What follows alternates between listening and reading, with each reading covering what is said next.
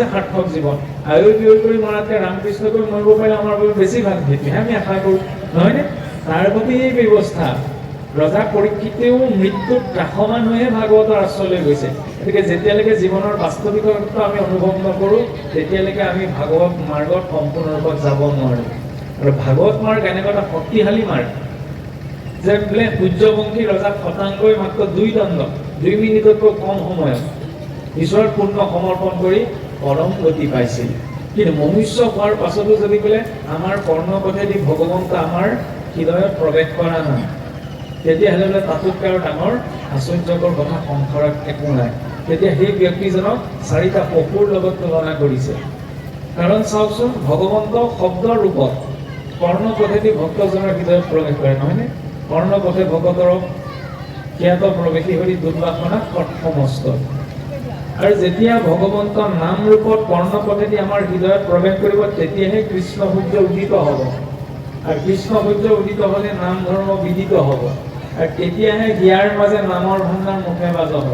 হিয়াত নাম থাকিব লাগিব, তেতিয়াহে মই উজুতি খাওঁতে, পিছল খাওঁতে, কোনা খাওঁতে তেওঁৰ নামটো ল'ব পাৰিম। যদি অন্তৰত নাম নাই, তেতিয়াহ'লে আয়ু মৰিলোঁ বুলি ক'ম, কিন্তু ৰাম কৃষ্ণ বুলি কোৱাটো কোনো প্ৰকাৰে সম্ভৱ নহয়।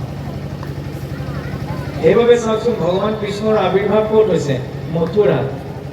এই মনৰূপী মথুৰাত যেতিয়ালৈকে হৰি কথা মথন নহয়, তেতিয়ালৈকে তাত কৃষ্ণ বিদিত নহয়। আৰু মথুৰা বুলি কওঁতে আৰু এটি তাৎপৰ্য আছে। মথুৰা নামটি ৰাখিছিল বোলে ভগৱান ৰামচন্দ্ৰৰ কনিষ্ঠ ভাতৃ শত্ৰুঘ্নই। শত্ৰুঘ্নই যেতিয়া মথুৰা নামটো ৰাখিছিল, তেতিয়া ঋষিসকলে সুধিলে যে আপুনি কি ভাবি এই মথুৰা নামটো ৰাখিলে? তেতিয়া শত্ৰুঘ্নই কৈছিল বোলে মথুৰা বিপৰীতে ন মধ্যম অক্ষৰ বৰ্জিতা ইয়ন নাম ইয়ন মুখে নাস্তি তান মুখে মধ্যম অক্ষৰ। মথুৰা বিপৰীতে ন, মথুৰা শব্দটো যদি বিপৰীত কৰি দিয়ে তেতিয়াহ'লে কি হ'ব বাৰু? ম মূৰ্ধন্য খ তাত প্ৰশ্নকাৰ ৰতাকাৰে ৰাম, উলুকাইলে কি হ'ব? ৰাখোম, নহয়নে?